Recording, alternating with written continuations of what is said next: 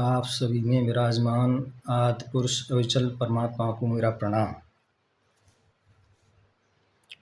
आज हम जैसे BLO एक्सपायर हो रहे हैं, एक किसी सास ने बहू से कुछ कह दिया, बहू ने सास से कुछ कह दिया और अपनी जीवन लीला ही बदल दी।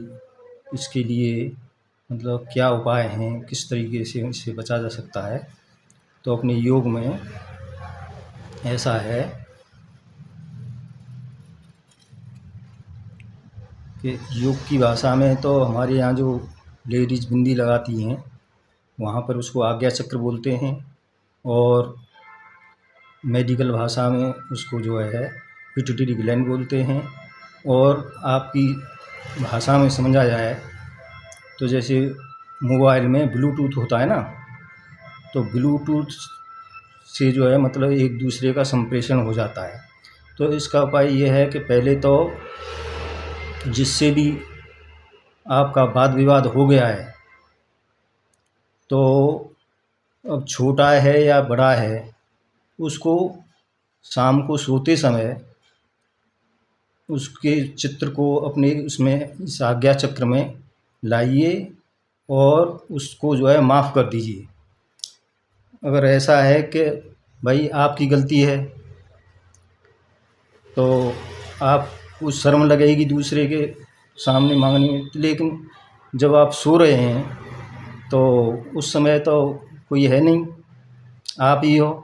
क्या है कि यमराज का जो मंत्री है वो चित्रगुप्त है।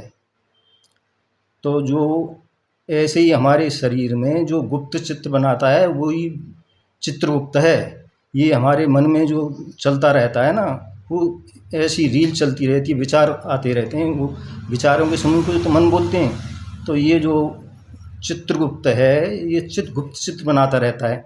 तो आपको ही मालूम है कि मेरी गलती है, तो अपना मतलब ये कि उसको सामने नहीं कर सकते, तो लेकिन उसको उसका चित्र ला करके उससे माफ़ी मांग लो। तो जैसे ही आपका ब्लूटूथ है ना, तो आपने अपनी तरफ से अपना ब्लूटूथ ऑफ कर दिया, तो जो तरंगें वहाँ से आएंगी तो वो आपको हिट नहीं करेंगी। आप अपने लिए जो है ठीक कर रहे हो, क्योंकि आपके ऊपर उसका प्रभाव नहीं पड़ेगा।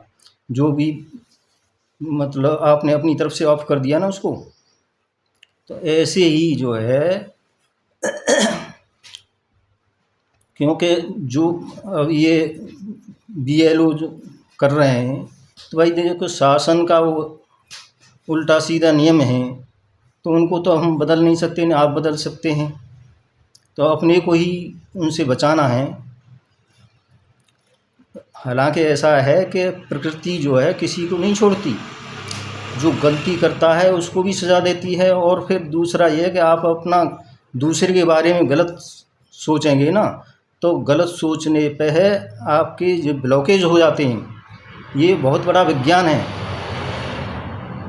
तो और प्रकृति दो तरह की प्रकृति होती है, परापरा, उसके ऊपर अधिष्ठाता होता है भगवान। तो भगवान तो बहुत कम इंटरफेरेंस करते हैं। जब बहुत ही ज़्यादा हो जाता है तो प्रकृति जो है अपना संतुलन बनाए रखती है, और प्रकृति जो है किसी को छोड़ती नहीं है। तो जो जिसने गलती की है उसको सज़ा ज़रूर मिलेगी। तो वो तो जैसे उसमें मीरा के केस में, नरसी के केस में, जब उसमें बहुत ज़्यादा ये भक्ति योग, कर्म योग, ज्ञान योग, राजयोग, उससे एक उसको तत्व को जो पा लेता है, तो उसमें उसके साथ कुछ होता है, तो जब इंटरफेरेंस करते हैं भगवान। तो फिर दूसरा ये है कि वो विचार है, उस विचार ने आपको वितरित कर दिया, उस विचार से आपने इतना बड़ा स्टेप ले लिया, तो उस विचार को डाइवर्ट करना है। तो कैसे करें? तो ये हमारा जो गर्दन है ना, तो गर्दन को एक तरफ मोड़िए इस तरीके से। तो जो हमारा जो हाइपोथैलेमस है, या मतलब ज्ञानेंद्रियों को कंट्रोल करता है, उसका जो है तो उसका जो शरीर से संपर्क टूट जाएगा।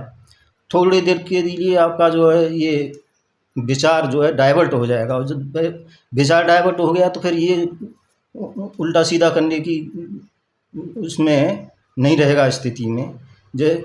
और आपका दुख तो उतना बड़ा नहीं है जितना मतलब ये कि हमारी सीता माता ने चाहा था अरे बस देव जीवावें जाई, मरण नीक जे जीवन चाही। तो वो तो दुश्मन के बस में थी, तो उन्होंने भी यही ट्रिक अपनाई थी। लेकिन क्या है कि जैसे ही रावण गया और हनुमान जी आए, तो उन्होंने ट्रिक तो अपना ली, लेकिन ये समझा कि मतलब कि इस ट्रिक के अपनाने पर भी उन्होंने राक्षस समझा उनको, हनुमान जी को। पुन फिर बैठी मन विस्मय भयउ, तो मतलब उन्होंने दूसरी तरफ बैठ गईं। तो उसके बाद उनको विस्मय हुआ कि इसके बावजूद भी नहीं है, तो आशा की किरण को जो है कभी नहीं छोड़ना चाहिए। और ये बहुत बड़ा महापाप है आत्महत्या करना, या मतलब ये अपने को जीवन लीला समाप्त करना। तो इसके बारे में और भी आगे बताएं।